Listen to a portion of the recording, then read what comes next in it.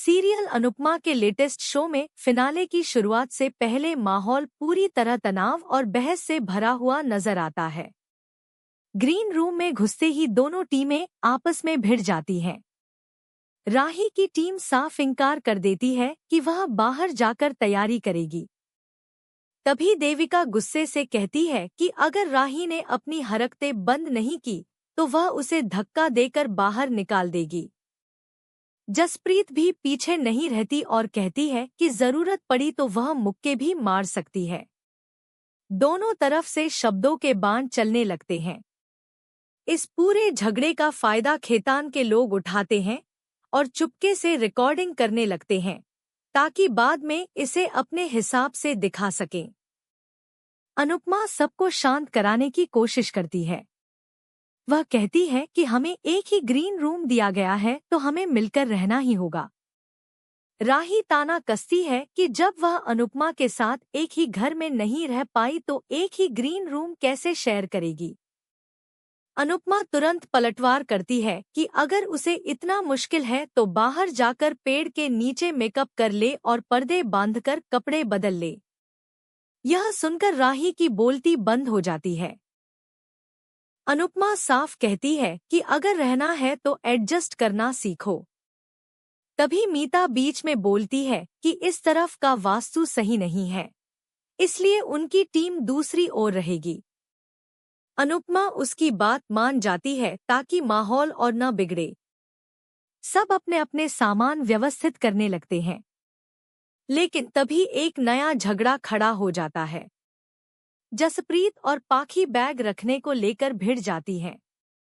जसप्रीत गुस्से में पाखी का बैग फेंक देती है। पाखी उस पर चिल्लाती है और जसप्रीत भी उसी लहजे में पलटकर जवाब देती है। देविका बीच में आकर पाखी से सख्ती से कहती है कि जिन हाथों से उसने उसके बचपन में चोटियां बनाई थी, उन्हीं हाथों से उसे घसीटकर बाहर फेंक देगी अगर वह अपनी हरकतों से बाज नहीं आई। यह सुनकर पाखी चुप तो नहीं होती, लेकिन माहौल और बिगड़ जाता है। सरिता गुस्से से कहती है कि आज तो इनका गेम ही खत्म कर देना चाहिए। माही पलटकर जवाब देती है कि हम भी तुम्हारा बैंड बजा देंगे। दोनों ओर से बहस इतनी बढ़ जाती है कि सब एक दूसरे पर चढ़ाई करने को तैयार हो जाते हैं। उधर खेतान का आदमी लगातार कैमरे में सब कुछ कैद कर रहा होता है। तभी झगड़े के बीच जसप्रीत पाखी को धक्का देकर गिरा देती है। पाखी जोर जोर से चिल्लाती है और जसप्रीत भी पीछे नहीं हटती। इसी बीच घोषणा होती है कि केवल 5 मिनट में फाइनल मुकाबला शुरू होने वाला है। यह सुनकर सब चौंक जाते हैं। अनुपमा व्यंग्य करते हुए कहती है कि लड़ाई करते रहो, फिनाले तो इंतजार करता ही रहेगा। उसकी बात का असर पड़ता है और धीरे धीरे दोनों टीमें मान जाती हैं और तैयार होने लगती हैं। दूसरी ओर स्टेज पर एंकर सबका स्वागत करता है। पूरा हॉल तालियों से गूंज उठता है। एंकर कहता है कि इस बार मां-बेटी का मुकाबला सबसे ज्यादा दिलचस्प होगा। देविका को यह सुनकर गुस्सा आता है और वह सवाल करती है कि यह बार बार मां-बेटी के रिश्ते को क्यों हाईलाइट कर रहे हैं, जबकि यह तो डांस प्रतियोगिता है। मीता भी उसकी बात से सहमत होती है। अनुपमा शांत स्वर में कहती है कि टीवी वालों को लगता है कि लोग सिर्फ झगड़े और नेगेटिविटी देखना चाहते हैं, जबकि सच्चाई यह है कि जनता अच्छी चीजें भी देखना पसंद करती है, लेकिन यह चैनल वाले सिर्फ विवाद को उभारते हैं। तभी एंकर सबको ट्रॉफी दिखाता है। ट्रॉफी देखकर अनुपमा और राही दोनों की आंखों में चमक आ जाती है। सभी उसे देखकर बेहद खुश होते हैं। एंकर बताता है कि यह ग्रैंड फिनाले 2 दिनों तक चलेगा। यह सुनकर सभी हैरान हो जाते हैं। सबसे पहले सभी टीमों को मिलकर गणपति बप्पा के स्वागत में नृत्य करना होगा, क्योंकि भगवान के सामने सब एक समान है। यहीं पर एक और विवाद खड़ा हो जाता है। राही साफ कह देती है कि वह अनुपमा की टीम के साथ डांस नहीं करेगी। सरिता उसे समझाती है कि यह भगवान के लिए है, इसलिए उसे जरूर परफॉर्म करना चाहिए। लेकिन राही तुनक कर कहती है कि वह उससे बात न करे।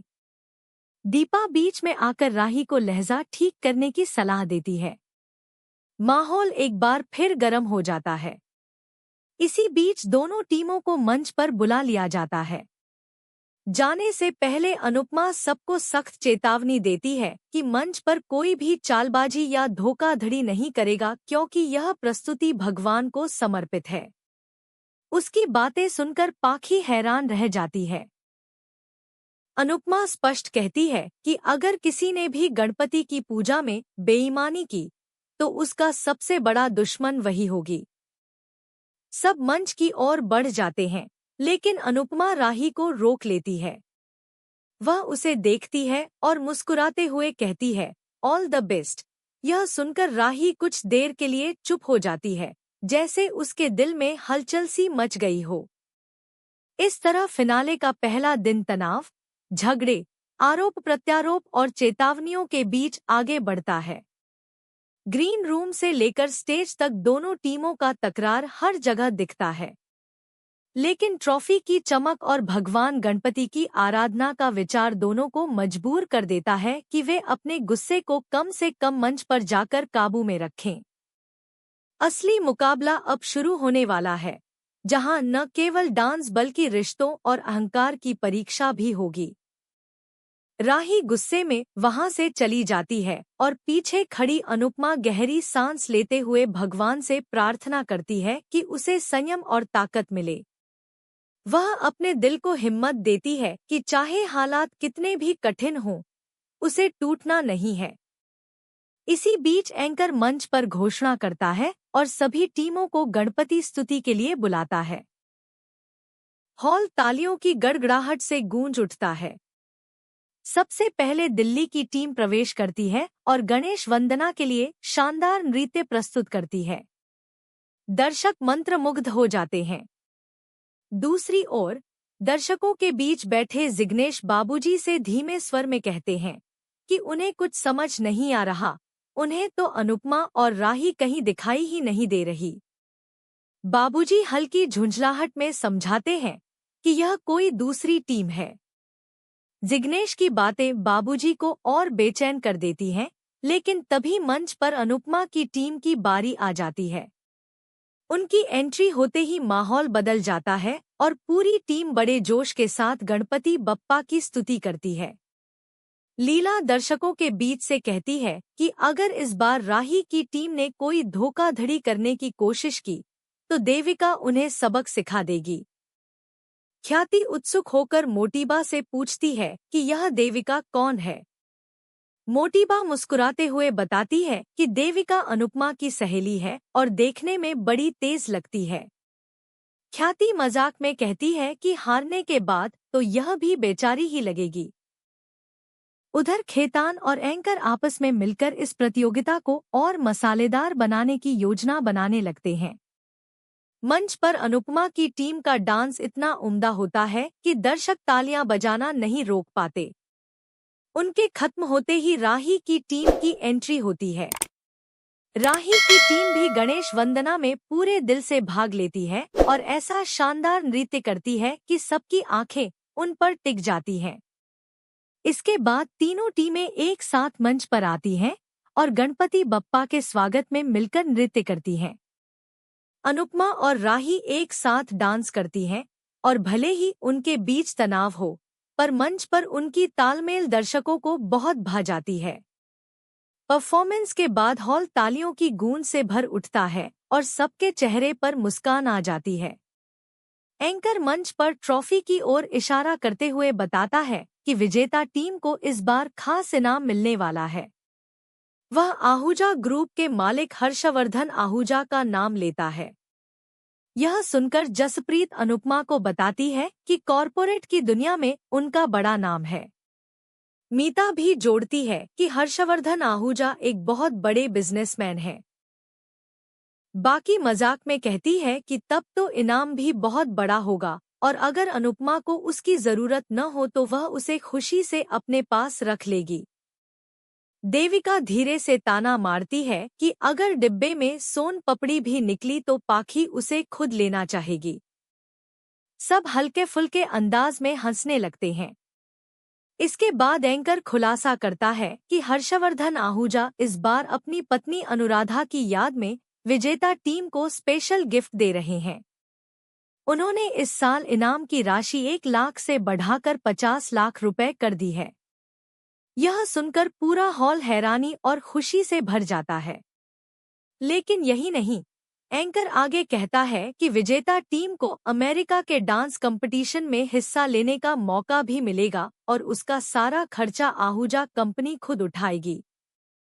यह खबर सुनकर सभी प्रतिभागियों और दर्शकों के चेहरे पर उत्साह साफ झलकता है। अनुपमा के मन में पुरानी यादें ताजा हो जाती हैं। वह खुद को संभालती है और मंच पर होने वाले हर पल को आत्मसात करती है। तभी एंकर एक और खास घोषणा करता है। वह मंच पर मनोहर जी का नाम लेता है और उनकी तारीफ करते हुए उन्हें स्टेज पर बुलाता है। दर्शक खड़े होकर तालियां बजाते हैं। मनोहर जी भावुक होकर स्टेज की ओर बढ़ते हैं। अनुपमा उनकी आंखों में देखते हुए कहती है कि वक्त का पहिया घूम गया है। एक समय था जब लोगों ने उन्हें भुला दिया था और आज वही लोग उन्हें सम्मान देने के लिए खड़े होकर तालियां बजा रहे हैं। मनोहर जी की आंखें भर आती हैं।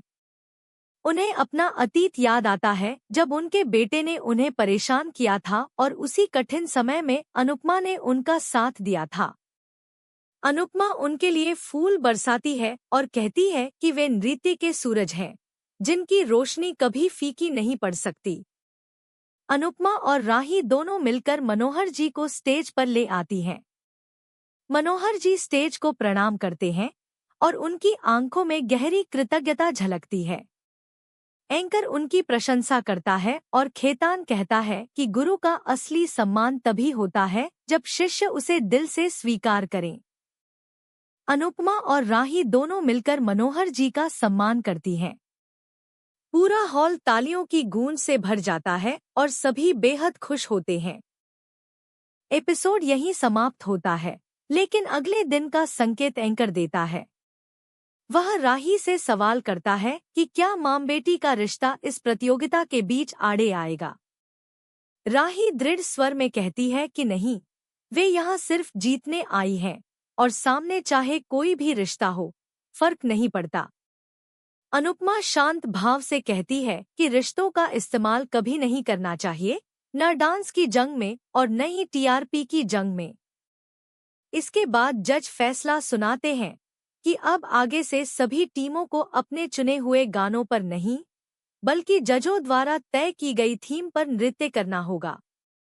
यह सुनकर अनुपमा और राही दोनों हैरान रह जाती हैं।